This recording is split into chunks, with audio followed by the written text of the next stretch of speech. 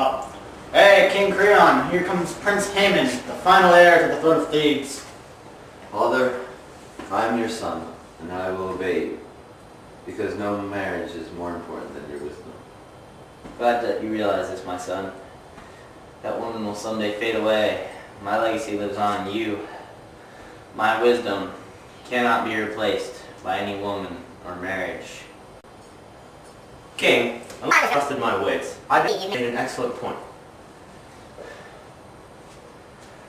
Father, I know you mean well. I know your warning is trying to help me, but I know you're trying to warn me from doing something wouldn't want to do, but I mean, I just don't think you understand. I don't think you know how I feel about this woman and what I'm going through. And I don't think you do.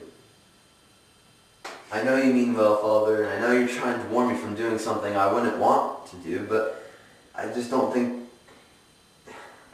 you know how I feel and what I'm going through, you know?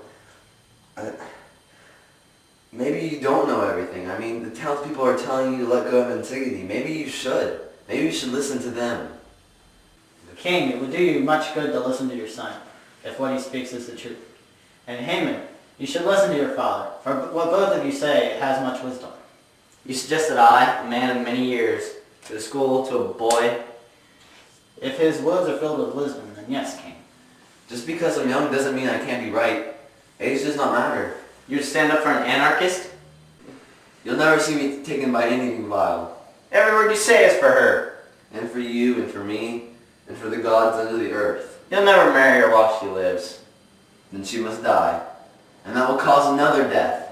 Is that an open threat? There is no threat to emptiness. Don't try your word play with me. Get out of here. Gone. Creon, a young man in rage is dangerous. Let him believe he can do what no man can do. He shall not save these girls from death. You've sentenced them both? No, you're right. I shall not sentence the one that has not transgressed against the government. But Antigone, I'll take her out into the woods, entomb her, leave her with food and water, let her pray to her gods.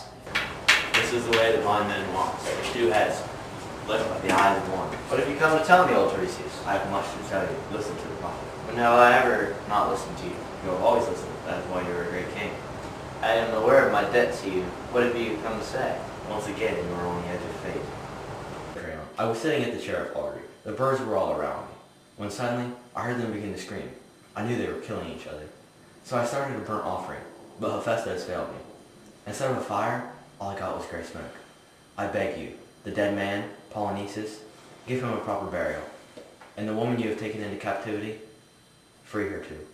For he died honorably and deserves the burial of someone who has fought for the state. Then all the eagles of the god can come down and pick up the corpses piece by piece and carry them back to the gods. I'll never give in to these demands. The criminal will die. Feed your tongue, king, for your hubris in your words. Bury Polynices, and let the captive woman go.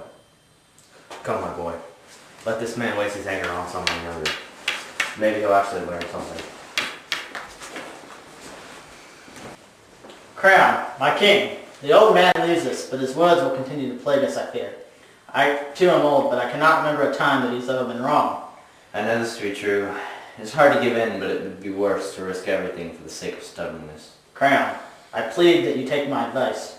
What would you have me do? We must go and free the Antigone girl, and then bury the body of Polynices. You would have me do this?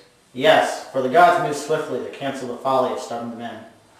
I will do it then. I will not fight with destiny.